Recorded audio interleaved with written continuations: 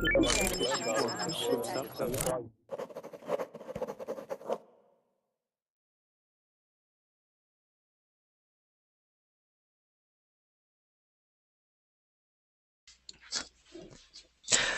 guys, welcome to Verbling. My name is Joe, and today we're going to be talking about some problems that we face when learning a language, such as English or another language. So if you're watching this right now, it's live, and while we're waiting for some people to join in the first 2 minutes, I'm going to show you how you can get some reservations. So, if you look at the screen, you'll see Get Reservations. So what you do is click on that, and then it shows you a few ways of how to get reservations. Now you're probably wondering, why do I need them? You don't need them, but sometimes classes fill up very quickly. So it's better if you have reservations. The easiest way to get them is by inviting your friends. So if you share this special link with friends on Facebook, on Twitter, through your email, etc., every time one friend signs up, you get one free reservation. Pretty simple, pretty easy. So that's that. Alright, it looks like we have some people. Hello guys. David, Enrique, Ivan. Hello, good evening. Good evening, good evening. Alright, William, are you there? Yosra? Right. Can you guys hear me? Oh, that's so cool. How did you do that, Enrique?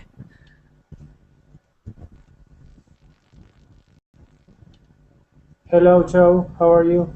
Good. How are you? Fine. Enrique, how did you do that? You need to add the new applications on the left side and select Hangout toolbox. Okay. Hangout toolbox, and then you can just type your name or the subject of the class, for example, English. Okay. Wow, that's so cool. I've seen that before, and let's see. Try on. Let's see. Okay, does it work? Do you see it? Yeah. Oh, that's so cool. Because I've seen it in YouTube videos and I wondered how you could do it. I think everybody should do this. I think we should all, because then you can see everybody's name when they talk, and you can see what country they're from. So it's kind of instead of having to ask. Do you guys want to do this? What do you guys think? You think that's a good idea? Yes, I think it's a good idea, but Yes. how can I do it? Okay, so I'm going to show you, because Enrique just showed me. So what you do, look at my screen, and the way you do it is you look on the applications on the left. Okay. There's one that's called Hangout Toolbox. If you don't see it, click on View More Apps, and you should see it in there. But it looks like this. So when you open it up, it'll look like this. And then you just hit Allow, give it permission. It'll show up on here, and then it says lower third. Click on that, so it just automatically typed in my name. So I'm going to shorten that to Joe. And then select country, United States for me. And then right here, turn it on. And if I enter, there it is. Woo! Cool. Okay. Thanks for showing me that, Enrique. Okay, so see if you can figure that out. If you can't, don't worry about it. But what we're gonna do, first, before we get started, is have everybody introduce themselves. I'm hearing some background noise. William, I think your microphone is picking up background noise. Oh, there we go. Okay, thanks, William. Okay, so the first thing we're going to do is just have everybody introduce themselves by saying your name, country, and your favorite color. So I'll go first. My name's Joe. from the United States, and my favorite color is red. So we'll start from the very left with Carlos. Hi, Joe. Well, my name is Carlos. I'm from Colombia, and my favorite color is blue. Blue. Okay, all right. Nice to see you, Carlos. Nice to see you too. Next we have Chaoki. Yes, hello. Hello. My name is Shawki, and Shawki, and I am from Algeria, and my favorite color is white. White. Okay. All right. Next we have David. Hello, my name is David. I am from Mexico, and my favorite color is black. Black. Okay. All right. Next we have Dia. Hello everybody, here I'm Dia Omar. I'm from Egypt, Cairo. I'm pretty like blue, not feel blue, but a blue color. You know? Blue. Yeah. Okay. Yeah. All right. Next we have Enrique. I'm Enrique from Brazil, and my favorite color is green. Green. Okay. Right. All right. Next we have Ivan. Hey, I am Ivan or Ivan. I'm from Mexico, and my favorite color is red. Red. All right. Next we have Rod. Hello, my name is Rod. I'm from Peru, and my favorite color is blue. Blue. Okay. Next we have William. Hello, my name is William Guillermo, really. I'm from Argentina. I'm 22 years old, and I'm studying English. Cool. All right. Next we have Yosra. Right. Yosra, it's Yosra from Egypt. Okay, my favorite color is yellow. I like it so much. Yellow. Okay. Yeah. All right. Cool. So I think that's everybody. So welcome everybody. Just a reminder, my name's Joe. I'm from the United States, from Phoenix, Arizona, and I go to school in Tucson. Okay, so today, the topic for today is problems while learning a language. I forgot while in the title, but today we're going to be talking about some problems or things that we struggle with while learning English, or if you're learning another language, another language. So the purpose of this is just to kind of figure out how we can solve these problems. Because since there's 9 of us here today, hopefully if Carlos has a problem, then Yosra maybe has a solution for him or something like that. So that's what we're going to be doing today, just kind of like reflecting, because all of you guys are intermediate speakers, at least it seems like it so far. So that's good. So this will give you guys a chance to reflect on what you've learned so far and what strategies have worked and what haven't. So the way we're going to do this is talk about this in 4 sections: speaking, listening, writing, and reading. So the first one we're going to start with, the one that I think most people struggle with, is speaking. So you don't have to raise your hand to speak. This is just going to be kind of like an informal conversation. And I'm just going to write some things down on my whiteboard. But the idea is that you guys are speaking the entire time and sharing your thoughts. So what are some problems that you guys face while practicing speaking in English or another language that you're learning? What are some problems that you face? Well, Okay, can we talk? Yeah. Yeah, I think the first problem when you wanna speak, I mean, all the vocab, I mean, go away. I mean, you can't find them in the while that you are speaking, in the same time that you are speaking. It means the IDs. I mean, you must catch your IDs. So yeah, keep. I mean, this happened when you are speaking spontaneously. I mean, Yes. without preparing yourself to say something. Sorry, the dogs are barking. Can you say that one more time? Okay, no problem.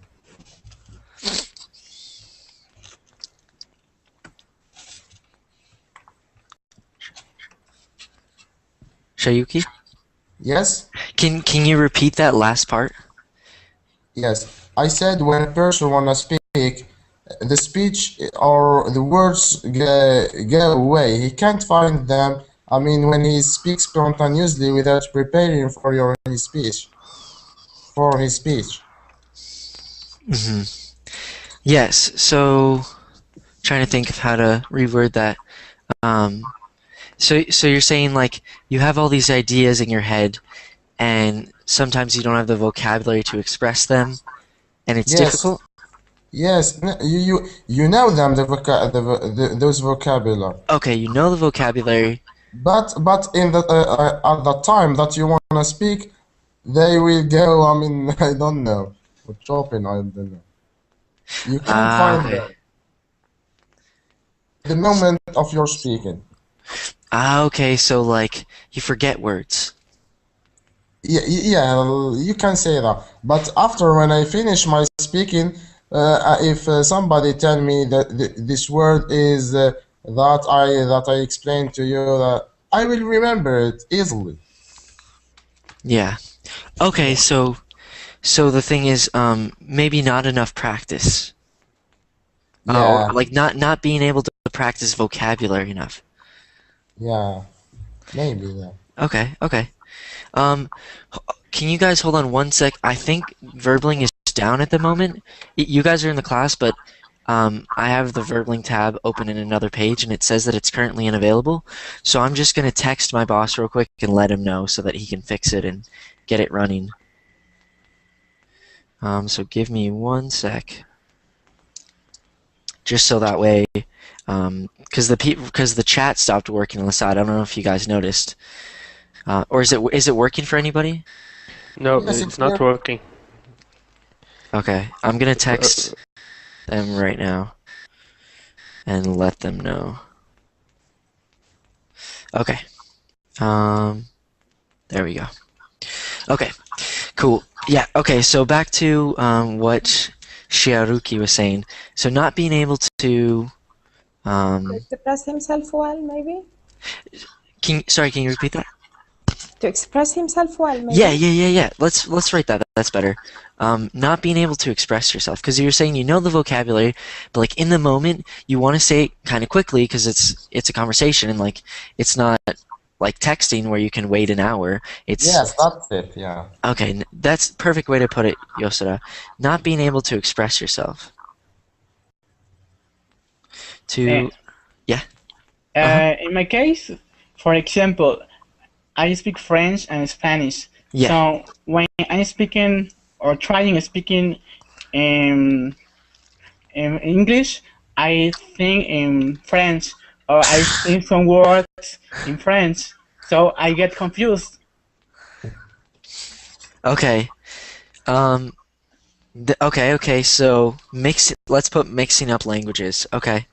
That happens to me too because I'm learning Portuguese and I know Spanish pretty well, but I'm still also learning that as well. And sometimes I mix up the two languages.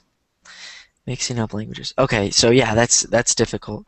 What else? Any other About pronunciation, pronunci- sometimes you know the word, but you don't know how to pronounce the word. Okay. Yes. So I'll just For write example, in English, Mhm. the pronunciation uh, don't have a rule like in Spanish, because in Spanish all the time the same word is pronounced the same way, the same sounds. For example, the letter A is always A. It's pronounced in the same way. Yes, exactly. That's um. So sometimes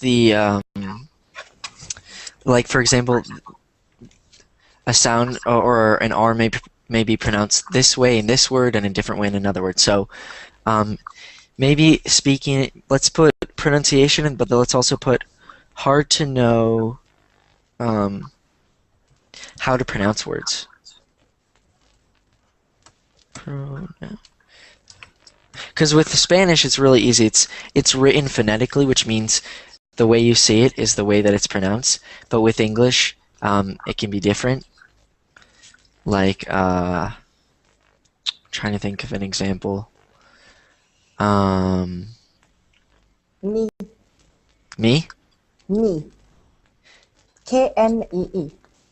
Oh, knee. Yeah, it looks like it would be knee, but it's knee.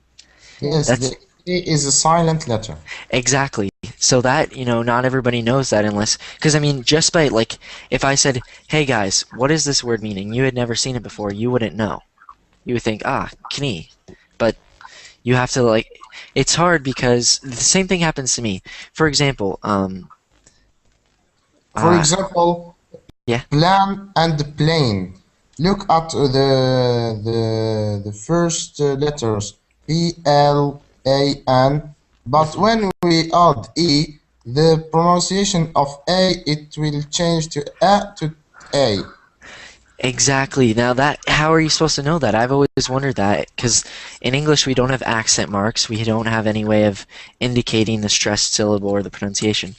It's difficult. That happens to me too, and I'm a native speaker. Like for example, this word I used to pronounce it incorrectly, and I just found out how to pronounce it correctly. So how would you pronounce that word?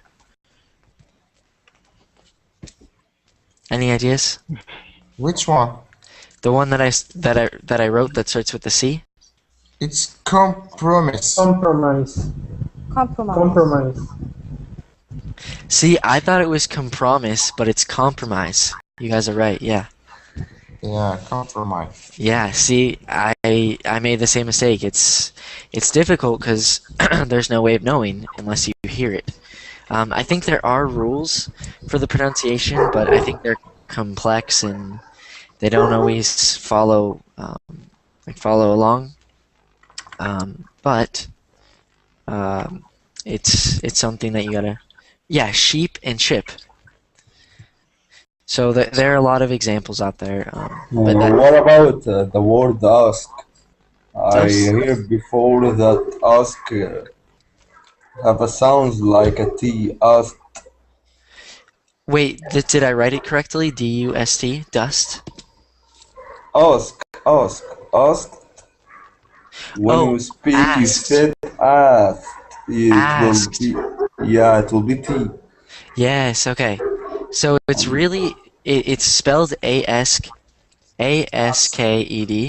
but it's pronounced like a T. Asked. Yes. You hear the T yes. at the end. I'm too exciting to know that from times ago. Yes, me too. Yeah. First level to be a native speaker, I think. Pronunciation. You're absolutely right because if you say ask at, if you like jump it, then you can tell that person's not a native speaker. Yeah, exactly. Yeah. Okay, so what are some other problems? So it's hard to know how to pronounce things. So just pronunciation, I guess, in general. What else? Few opportunities to practice in the country. For example, I used to read a lot, but I don't speak. Now with Verbling, I found a place to practice my English, but that was a problem before. Problem. Yes. Another thing. So so let's just say practicing. Just some sounds what some sounds that your own language doesn't exist. For example, th in English, like thought, for example, think. Uh-huh. Through. Yeah. Yeah. Or like three. Or in Spanish, R. It's hard for many Non. foreign people. Yeah, yeah, exactly.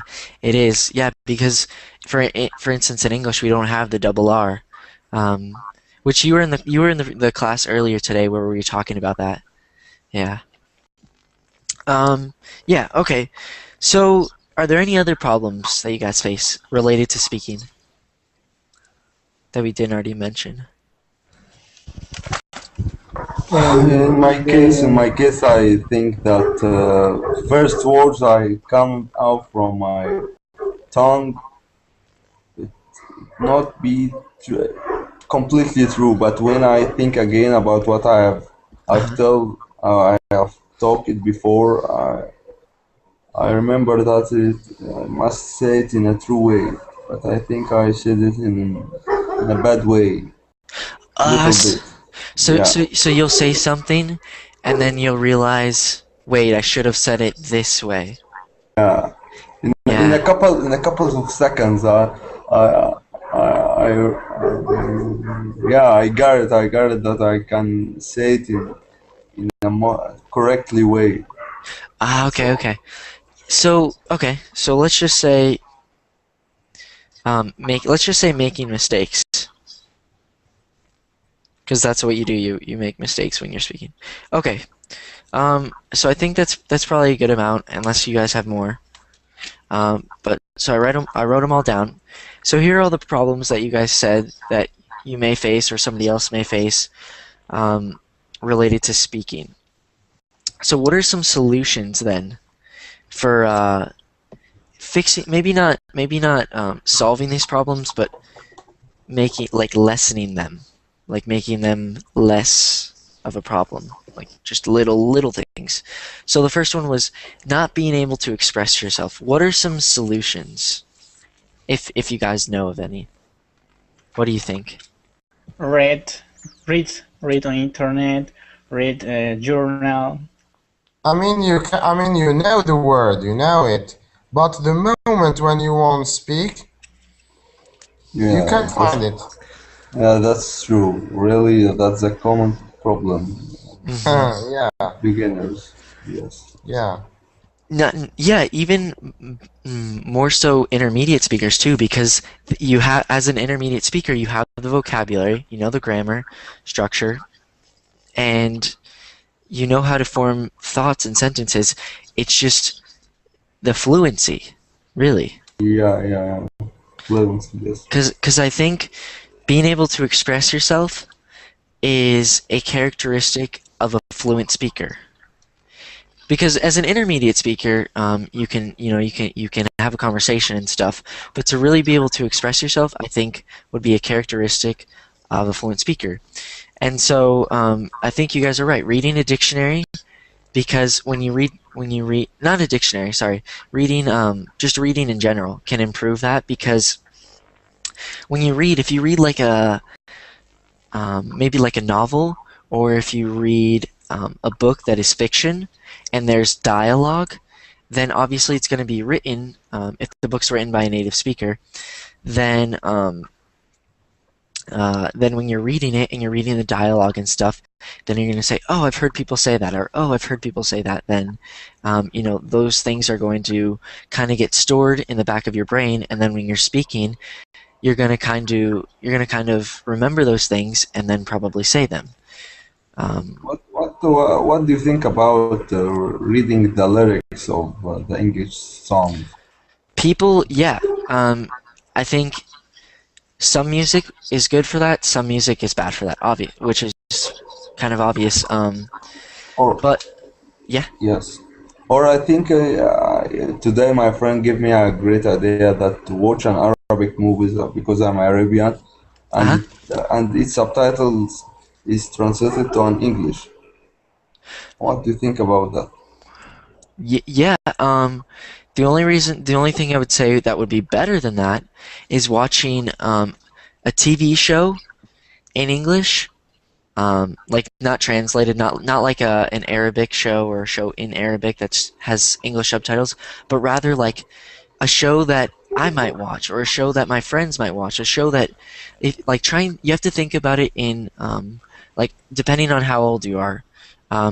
So for example, I'm 19, so I would say, okay, I'm going to think of what would a Brazilian 19-year-old watch? And then, maybe I'll do some research and find a show, and if I can find episodes on YouTube, then if I can watch that, a lot of times people say expressions from the TV shows they watch. They just pick it up without thinking. So if you can watch a TV show in English that somebody else your age might watch, then you can pick up some of those expressions, and maybe you could even find a friend on Verbling to say like, hey, I know you're from the United States. Do you watch the show Modern Family? And they say yes. Then you could say, hey, then I'm starting to watch it to help improve my English. We should talk about it. And then you have a friend to talk to on Verbling about it. No, that's great. Yeah, really sounds like a good plan. Yeah.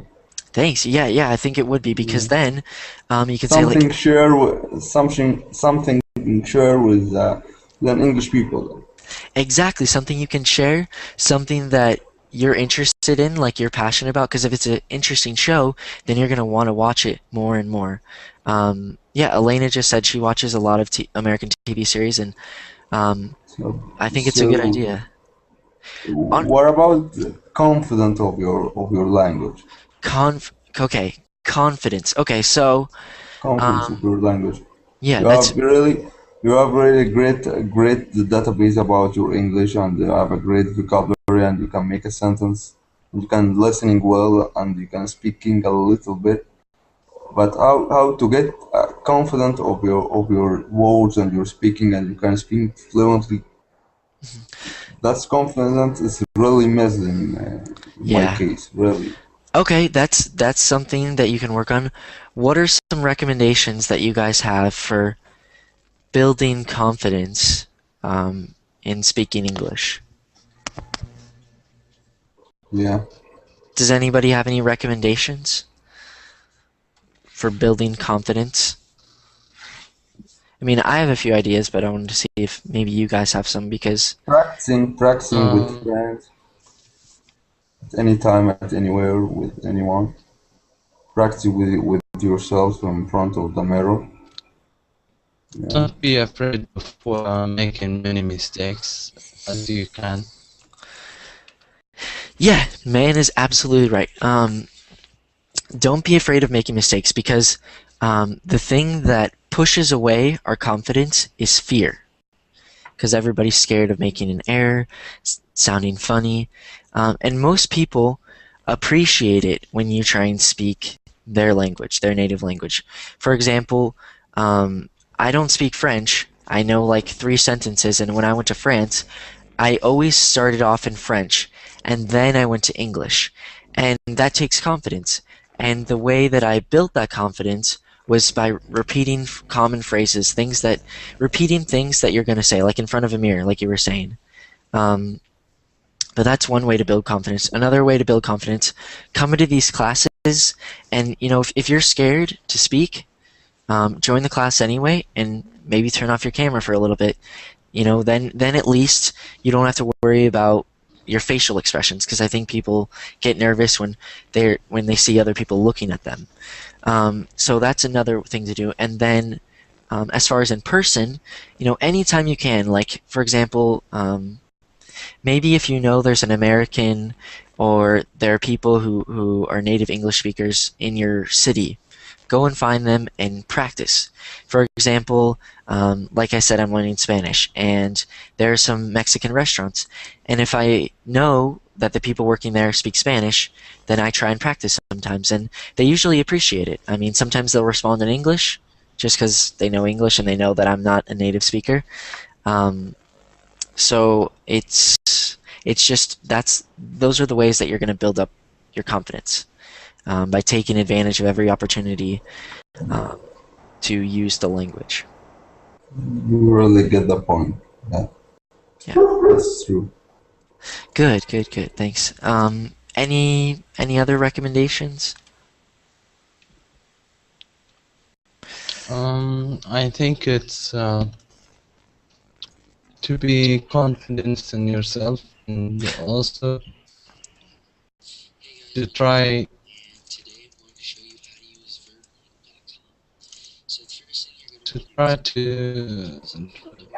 be like, you have the nerve to go and stick it. Sorry, can you say that last part, man? I think you need to be like you have to be confident to yourself. That too. Because there are studies, like there's research that's been done, and the more positive things you think about or say to yourself, the better the outcome. So when you say, like, for example, if you're speaking right now, and you say, gosh, I'm going to make a mistake, I'm going to make a mistake, I'm going to make a mistake. If you're saying that in your head, then you're probably going to make a mistake. True. So you just have to think about it like, I made a mistake, whatever. Just, you don't even have to recognize it. You can if you want, like, oh yeah, what I said was wrong, but just keep going. Yes, keep going. That's Exactly. Another thing that Sebastian said, for example, all of these, if you didn't know, all of these classes get recorded. So, if you're worried about, okay, if you're trying to figure out, okay, I speak pretty well, but I'm trying to figure out what can I improve on. So, what you can do is go watch a class and then kind of analyze yourself and say, okay, that sentence was incorrect. I should have said that. I sounded nervous there. Blah blah blah. Because they're recorded, and you can go and hear yourself. And if your camera's turned on, you'll see it. If your camera's turned off, it'll just show a black screen. But either way, that's a good point.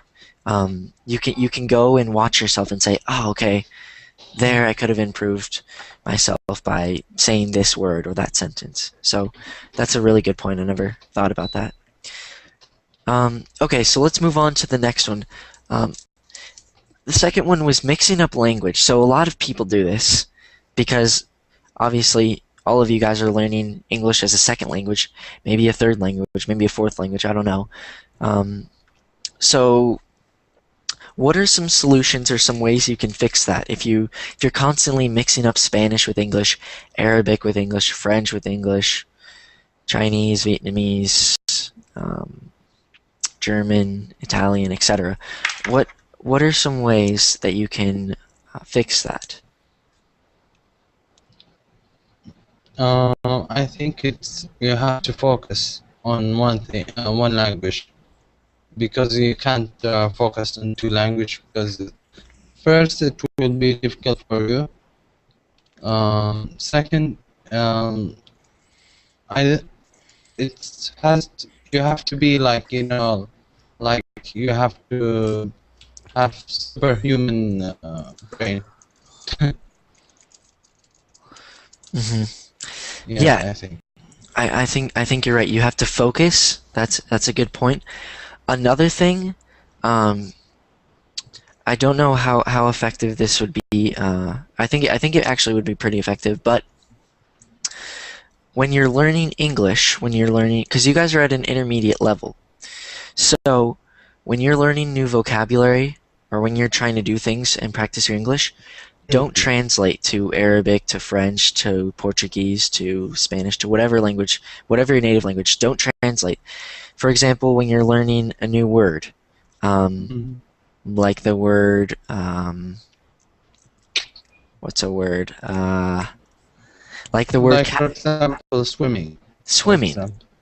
Yeah. So you probably know the word swimming in your native language. Like you could translate it, but instead of that, when you're thinking of swimming, think of it as the action of going in a pool or the ocean to have fun. There's a definition. There's a way you could you could describe it in English so that you understand the word, and how you could practice your English, because that's going to improve it. Those are characteristics of a native speaker, because native speakers don't translate because they don't need to. And so when you kind of adapt that ability or that habit, then that's going to improve your vocabulary and improve your fluency of the language, because you're thinking. Yeah. Yes, what about items? What about what? Items. Idioms. Idioms. Yes, I'm sorry. That's okay. That's what I tell you about the first word, big mistake. The second word is the correct one. Okay. Idioms. So idioms are yeah. difficult because in English we use them all the time, and I sometimes when I'm thinking, I I really study a lot of idioms right now. Whenever yeah. you fly an elephant in the room, you have a heart of gold, it's a piece of cake, yeah. You know? Yeah, exactly. So this is what I would do. If you're trying to learn an idiom, for example, this idiom or expression, be there or be square. So most of the time when you're probably learning, I don't know how you guys learn idioms, but what you could do is this: Google, what does be there or be square mean? And you can change your Google search engine. You can change it to from your country, from your home country, to the United States, to the United Kingdom, etc. You could Google how to do that. I'm not 100% sure. I think, for example, you would just type in like Google United States, and then it would say like, oh, Google United States, Google, etc. Or something like that. But what you should do when you're learning idioms is search for that. Like, what does this mean? Then you'll be reading something in English, obviously. And once you have the idea, okay, so be there or be square means like, if you don't go to this event, then you're not cool, or you're lame, or something like that. Another thing you could do is draw a picture. So, for be there or be square, you could draw something like go or else this.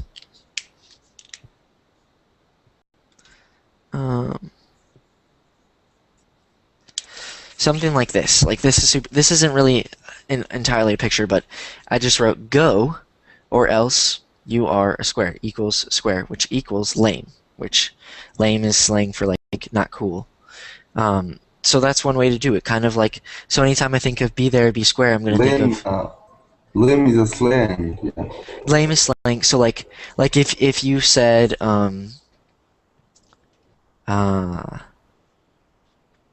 like, if you said, hey man, I can't go play basketball today, I have to do homework, then I might say, oh dude, come on, that's lame.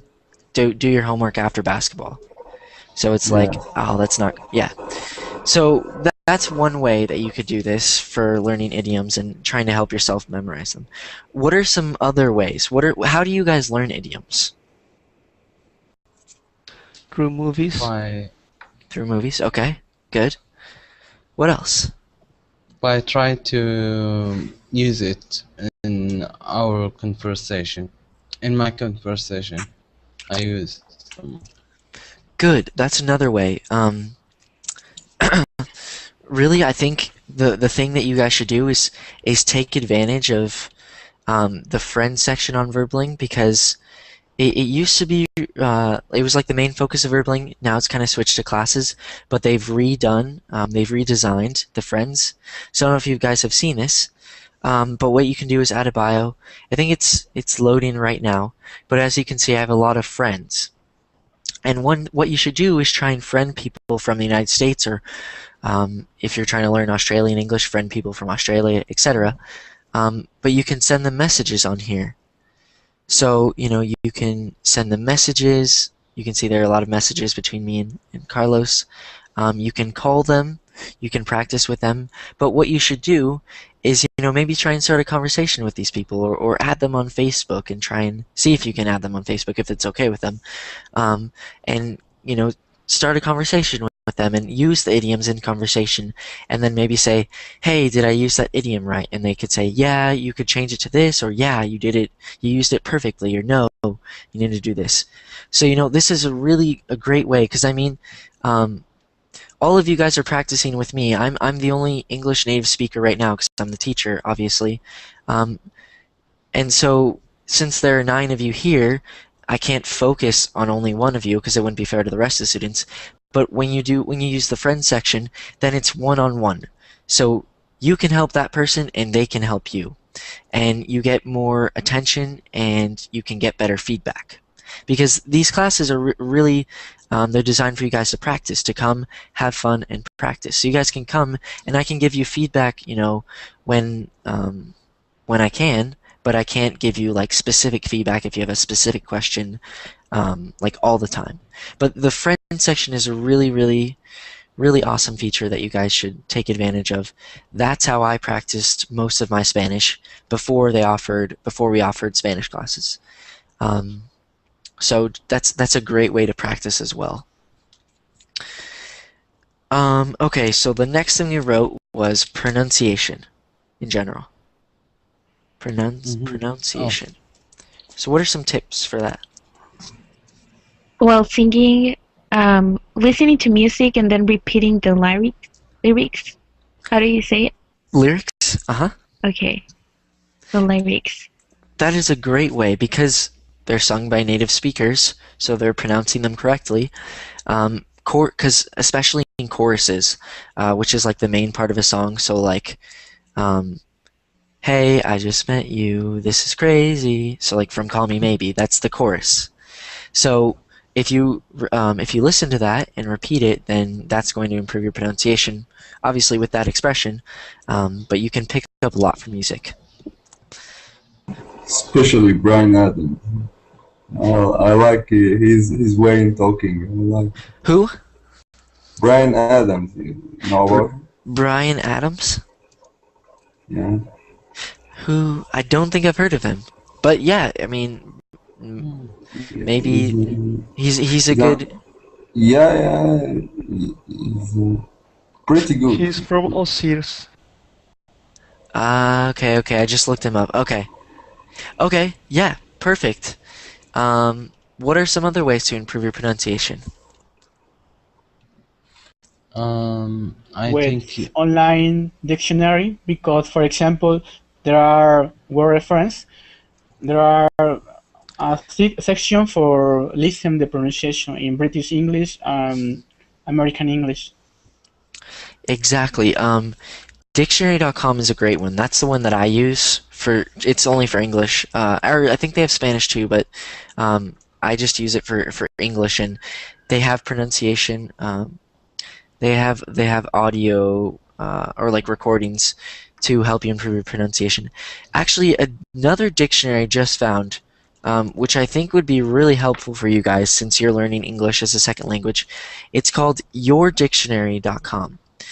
Now, the reason that I'm recommending this to you guys is because the definitions are simplified. So, for example, I don't know, how about the word, how about just a simple one, speech. So what is a speech? Speech is communication through talking or a talk given to an audience.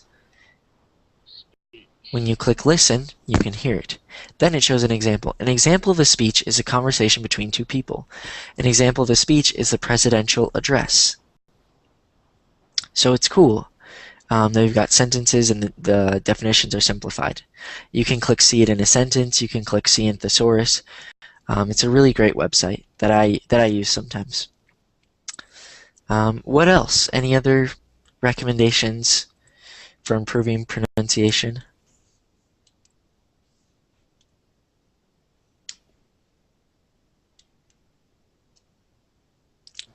I have one. I mean, I what I do is go to YouTube, and there's a lot of stand-up comedian, and you can learn the pronunciation and at the same time slangs, for example, or idioms. So it will be a good way and a funny way to learn, and sometimes it lasts just for 3 minutes, something like that. And you can look it for the first time, and then the second one, and you will be able to hear the pronunciation. And the third time that you see the video, you will understand something else. The second time, and so on, so on, so on, so on. So I think it's just in 3 minutes you can learn a lot. Just repeat it. You can listen. Yeah, that's a great way. Yeah. So if you look up, I can't think of, like Louis C.K., for example. Yeah, or maybe Bo Burnham. I'm not sure how to spell his last name. I think there's an H in it somewhere. Something like that. But yeah, that's a great way, Sebastian. So if you look up a comedian, one, you'll be entertained. Maybe not the first time, but maybe the second or the third time when you pick up the jokes, pick up the idioms. And another way to improve your pronunciation is to imitate speakers. So try and say it kind of like the way that they do. So when you watch and you hear a comedian say a joke, then try and say the joke, say it out loud and repeat it, and try and imitate them as closely as you can, because then you'll know that your pronunciation is correct, because their pronunciation is correct. Something that happens to me a lot is that I hear, and I will try to be nice. so if you're learning another language, you should try to speak like them, you know? For example, I'm trying to speak like you in this moment, like a native. You know, I'm trying. I know that it's not perfect. But if I speak with my Chilean accent, it will be like this. Hi, Joe. How are you? I'm very good. I'm from Chile.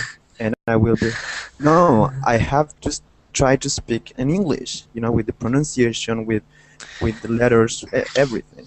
So I think it's just try to do it. That, you know? Yeah, no, you're absolutely right, and it's funny that you mentioned that, because a lot of people don't think about that, and they speak English with their native accent. And for example, I'm taking an upper level Spanish class, and in my Spanish class, a lot of people are not native speakers, obviously, because they're learning it in the university, and they'll speak Spanish. For those of you who understand or speak Spanish, they'll say stuff like, Yo voy a la tienda para comprar comida para cenar esta buena noche. And they speak like that, when instead they should try and, you know, at least put in a little bit of an accent, like as much as they can, because, you know, you can't do it completely. Obviously, you can't do it as well as a native speaker. So, some people can, depending on how much time you spend, but you just have to try as much as you can. So it's hard, because a lot of times when we're intermediate speakers, our native accent comes into play, kind of. But just, you have to, like Sebastian said, you just have to imitate them as best as you can, and that will really help. Because otherwise, then people are going to say, like, oh wait, okay, so he speaks Spanish, or he speaks Portuguese. You know, the idea is, when you're fluent, at least in my opinion, when you're fluent, you sound just like a native speaker. And so like, for example, in Spanish, you just try and, for example, instead of saying like, yo voy a la tienda para comprar, like, instead of saying para, you try and say para. So the R is different, and you just have to work on that as much as you can, whether it's in front of the mirror, whether it's, like Sebastian said, watching the classes over and saying, oh, okay, so I said para, but I meant to say para, stuff like that. And then another thing that I don't know if anybody mentioned this already, but watching movies, I think we already mentioned it, but TV shows too. TV shows, I would say, more than movies, because in TV shows, there's a plot, and there are multiple episodes, so you have to follow the storyline because it builds up. So if you watch the second episode and totally forget about the first one, you have no idea what's going on. With a movie, it's just one story in an hour or 2 hours. Yeah. Yeah. So I think TV shows. Prison Break. We start with Prison Break. Or Breaking Bad is really good. Grey's There is a Anatomy. lot, actually. There are Even the old- tons. Yeah. Americans, Friends. Yeah, How I The Met Big Your Bang Mother. Theory. The Yeah. Simpsons. The Simpsons. The Simpsons. The Yeah. Simpsons. Friends. I don't Yeah. like the Simpsons. Too funny. The Simpsons. They're okay. They're okay. Another thing that I think, another important point, as that goes along with pronunciation, is intonation. Does anybody know what intonation is? Yes. Yeah. Can you give me an example or define it? For example, I think I can do the intonation in French. In French, it's like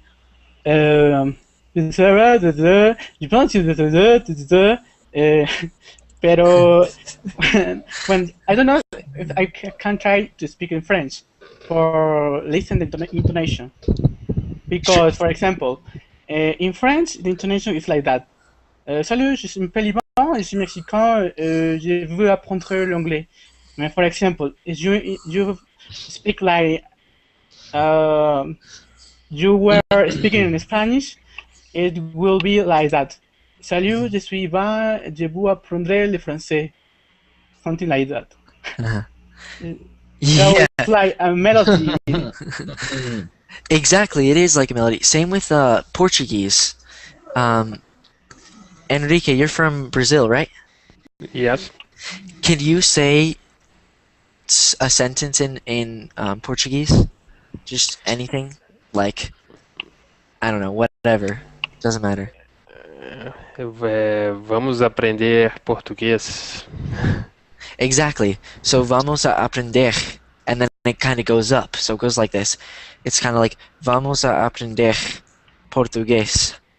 So like the intonation is like the way that you say it. So like, it's really common in Spanish because, or like it's used a lot in Spanish because when you say, sometimes when you say something, it can be a question or a statement. Same with English. For instance, in English, it could be like, you speak Portuguese. That's a statement. But when I say you speak Portuguese, the way that I say it, the intonation makes you realize that it's a question and not a statement. So that's another important thing that sometimes intermediate speakers struggle with, because they'll say something and they mean for it to be a question, but they don't add the right intonation to make it a question. And I do that a lot in Portuguese and Spanish too. So it's something that you have to work on. And you really have to think about and focus when you're talking, because you can't just say the sentence. Otherwise, it sounds like a statement. Tessa, did you want to say something? No, I'm just reading the messages. Okay. Yeah. Yeah, okay, yeah, and Yvonne said Italian is like singing, yeah. I don't know any Italian, but I've heard it before. Italian is beautiful. Yes, exactly, and I think French, like when Yvonne gave us the example, it does kind of sound like a melody. And yeah, so it's Italian and Spanish are very alike. I was learning a bit before. Yeah, that's what I've heard. It's really similar because they're both Romance languages. Yeah. Yeah. Yeah, man. What is Arabic like? What is the intonation like in Arabic? Or the flow of words? In Arabic, we have like sometimes it depends. If you are angry, get higher. You will see people shout, and they're saying something in Arabic. And you will get like maybe they are trying to kill you or something, but they are not. They are just angry. But we have like the voice change from like if you are wondering about something, or maybe you are angry about something, or maybe maybe you don't believe that person. Even the face expression, even your body expression, like you are standing like this, everything change. Exactly. Yeah. So, Yeah, that's a good point. Another thing too, with Hello, everybody. oh, hello, Sugar Bear. Hello. Yeah, I can hear That is you. a very nice. Okay, good. Another thing, I think Will brought up a good point. He was saying that learning Spanish is tough for English speakers because of all the dialects. So you have the Spanish dialect, Mexican, Spain dialect, Cuban, Argentinian, etc. The same goes for English too. I mean, if you're learning American English, if you're learning Australian English, if you're learning British English, Irish English, etc. There are different dialects, and when you're speaking, you want to make sure you pronounce things. You want to make sure that you're consistent with your pronunciation. If you want to speak American English, then use American vocabulary and use American pronunciation. For example, with the word mobile, like M-O-B-I-L,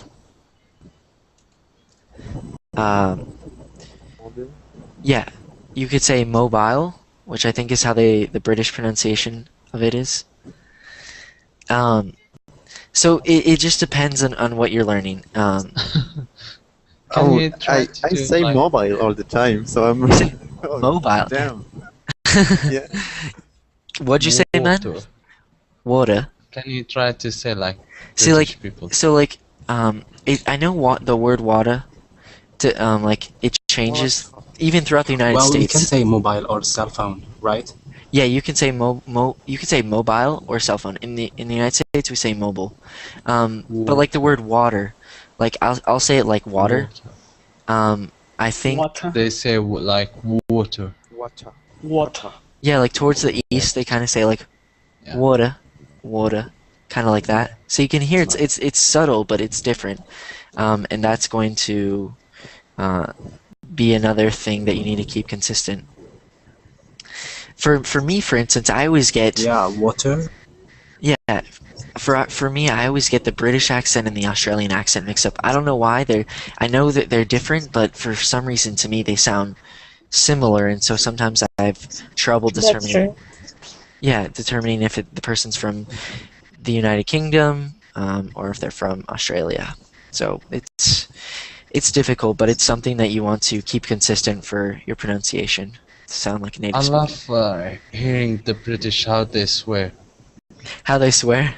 Bloody hell! Yeah. Yeah, it's funny. It's good practice too. I mean, if you can look up YouTube videos on YouTube with like British speakers and Australian speakers, it's good to practice because you never know who you're going to end up speaking English to.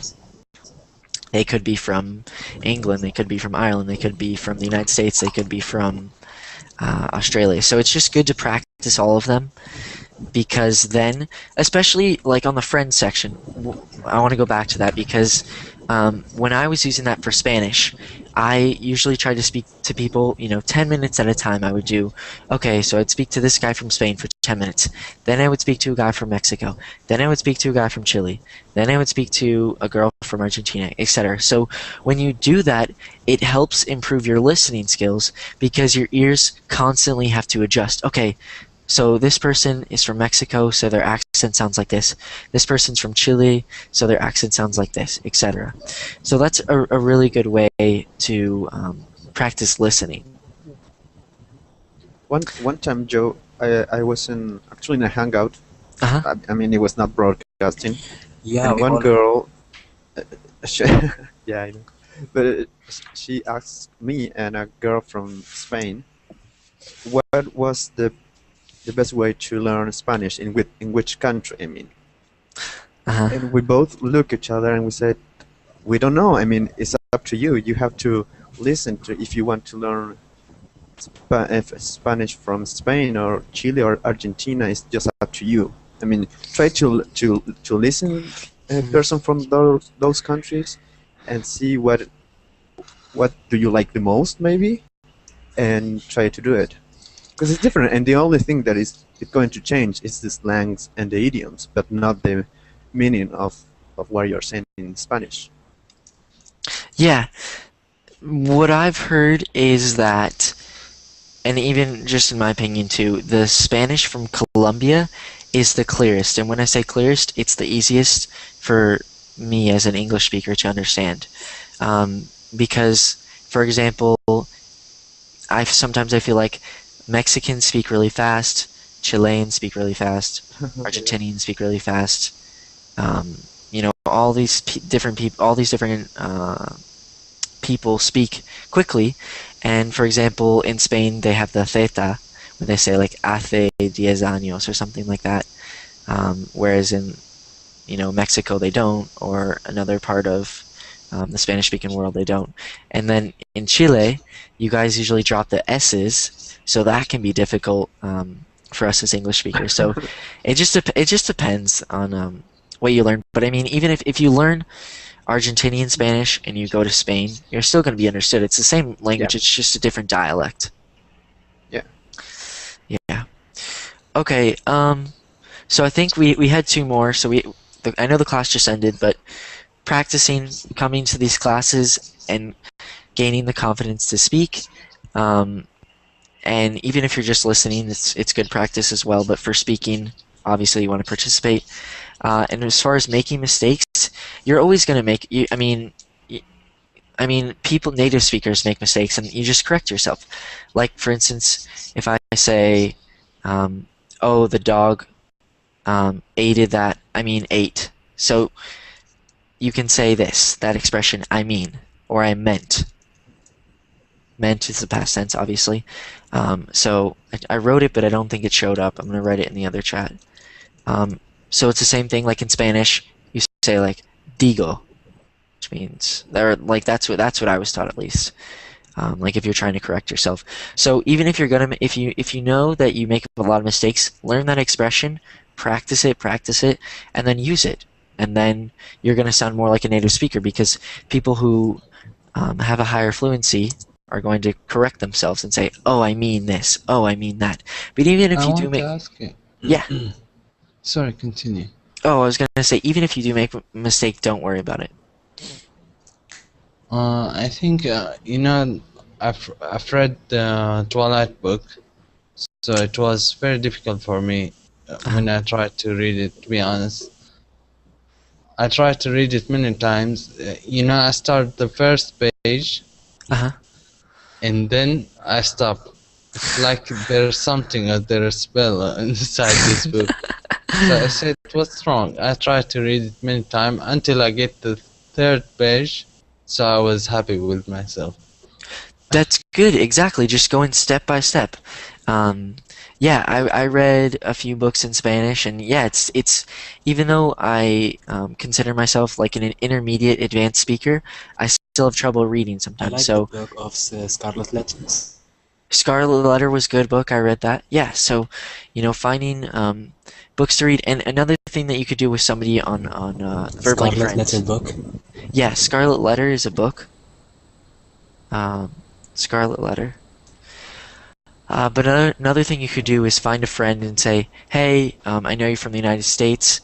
Can you recommend me any books?" And if they say, "Oh yeah, read Twilight," then you say, "Okay, you go get the book, and you set a goal to read it. And then after you read it, you talk to that person about it and say, or even while you're reading it, like, 'Hey, I just finished the first chapter. Bella did this or whatever. Edward Cullen, etc." Then you can practice. You're using your English. You're making a friend, and you're practicing your reading and improving that. So that's something you can take advantage of. Okay, Yeah. thank you. All right. Well, this class has come to an end. I want to thank you guys for coming and participating, and hopefully you learn something of how you can improve your English or speaking, whether you had a problem or not, or maybe there's something that you can just improve.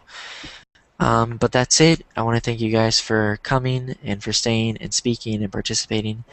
And I hope you guys have a great day. Thank you. Thanks. Thank Thank you. you. Bye bye. You- Have a Bye. good day. Thanks, guys. See ya. Bye, man.